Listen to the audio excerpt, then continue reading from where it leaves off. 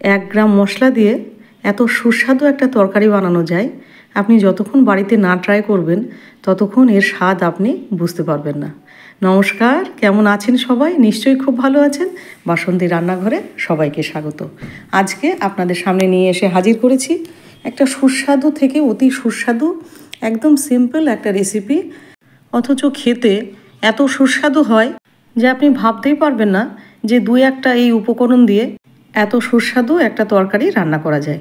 আজকে আপনাদের সামনে নিয়ে এসেছি একটা তেঁতোর ঝোল, এবং আশা করি ভিডিওটা আপনাদের ভীষণ পছন্দ হবে। আর পছন্দ হলে অবশ্যই আমার পাশে থাকুন। তাহলে চলুন চটপট কি লাগছে একবার দেখে নিই। এখানে আমি উচ্ছে নিয়েছি 2টো। উচ্ছে নয়, এগুলো করলা। করলাগুলো এরকম লম্বা লম্বা করে কেটে নেবেন। আপনারা চেষ্টা করবেন এটা করলা দিয়ে রান্না করতে।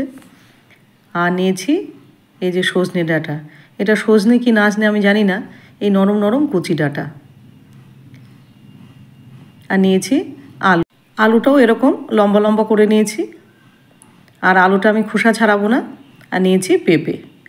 আর নিয়েছি এখানে ডালের বড়ি, একদম পিওর কলাইয়ের ডালের বড়ি, গ্রাম থেকে আনা। তাহলে চলুন শুরু করা যাক। প্রথমে একটা কড়াইতে খানিকটা তেল দিয়ে দেবো। এই রান্নাটা আমি সাদা তেলে করেছি, আপনারা চাইলে সর্ষের তেলেও করতে পারেন। এবার বড়িটা ভেজে নেব।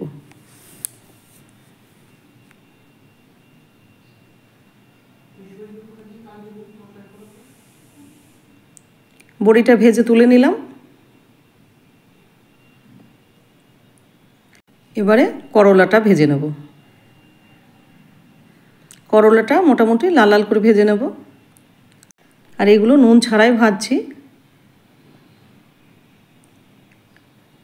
করলাটা ভাজা হয়ে গেছে। এত সময় কারেন্ট ছিল না, এই কারেন্টে আসলো। করলাটা ভেজে নিলাম। এবার দিয়ে দেবো খানিকটা আর একটু তেল দিয়ে দেবো। তেলটা কমে গেছে। এবার দিয়ে দিলাম একটা শুকনো লঙ্কা, একটা তেজপাতা, আর হাফ চামচেরও কম দিলাম 5 ফোড়ন। এবার এটা ভালো করে ভাজা হয়ে গেলে দিয়ে দেবো আলুটা। আলুটা আমি খোসা ছাড়াইনি, এটা খোসা না ছাড়িয়ে এই তরকারিটা রান্না করতে হয়। নতুন আলু উঠে গেলে আর এই কচি কচি সজনের ডাঁটা এইভাবে এই গরমের দিনে এইভাবে খেতে হয়। এবার এটাকে ভালো করে ভেজে নেব। আলুটা আর পেঁপেটা ভাজা হয়ে গেছে। এবার দিয়ে দেবো স্বাদ অনুসারে লবণ। লবণ দিয়ে দেবো হলুদ। হলুদ এখানে খুব অল্প ব্যবহার করেছি, হাফ চামচ হলুদ দিলাম। হলুদ দেওয়ার পরে ভালো করে একটু ভেজে নেবো। আর একটু ভাজা হয়ে গেছে। এবার দিয়ে দিলাম লঙ্কা। এই তরকারিটা কিন্তু লঙ্কা বেশি দেবেন না, হালকা ঝাল হয় আর কি। এবার দিয়ে দিলাম কেটে রাখা সজনে ডাঁটাগুলো। এগুলো সজনে কি নাজনে আমি জানি না, একটু কালো কালো টাইপের ডাঁটাগুলো। এবার দিয়ে ভালো করে আর একটু নাড়াচাড়া করে নিলাম। এবার কড়াইটা চেঞ্জ করতে হবে, না হলে হবে না। এবার কড়াইটা চেঞ্জ করে একটু নাড়াচাড়া করে দিয়ে দিলাম জল। এটা ভাজা ভাজা হয়ে গেছে। এখানে আমি 2 বাটি জল ব্যবহার করব। আমি এখানে যেটুকু সবজি নিয়েছি সেই অনুপাতেই আমি জল দিলাম। আপনারা চাইলে বেশি কিংবা কম যেরকম সবজি আছে সেরকম জল দিতে পারেন। আর দিয়ে দিলাম ভেজে রাখা বড়িটা এবং করলাটা। দিয়ে এটা মোটামুটি 15 থেকে 20 মিনিটের জন্য এটা ফুটতে দেবো, যতক্ষণ সেদ্ধ না হয়ে যাচ্ছে। ফুটে গেছে,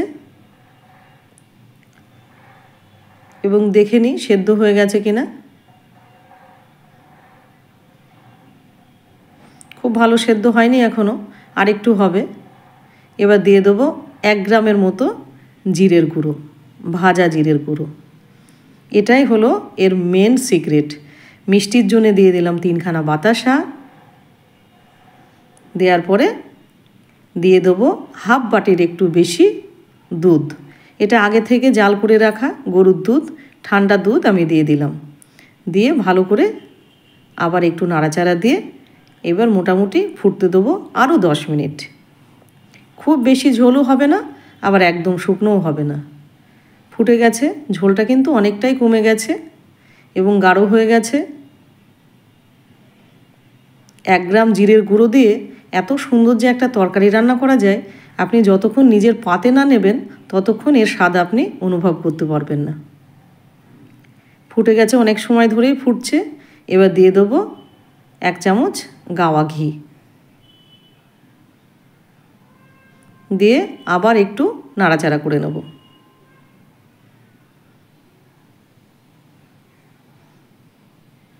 এবার মোটামুটি আরও 5 থেকে 7 মিনিট আমি ফুটতে দেবো, দিয়ে এবার গ্যাসের ফ্লেমটা অফ করে দেবো।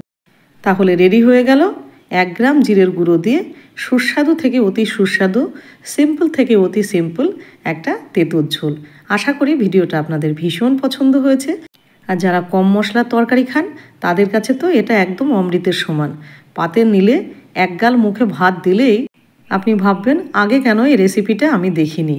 তাহলে চলুন, যদি ভালো লেগে থাকে অবশ্যই কিন্তু চ্যানেলটা সাবস্ক্রাইব করতে ভুলবেন না, আর একটা লাইক শেয়ার কমেন্ট কিন্তু চাই। আপনারা আছেন বলেই আমি কিন্তু এগিয়ে যাচ্ছি। আর যারা আমার নতুন বন্ধু হচ্ছেন তাদের আন্তরিকভাবে আমি তাদের ভালোবাসা জানাচ্ছি। ভালো থাকবেন, সুস্থ থাকবেন।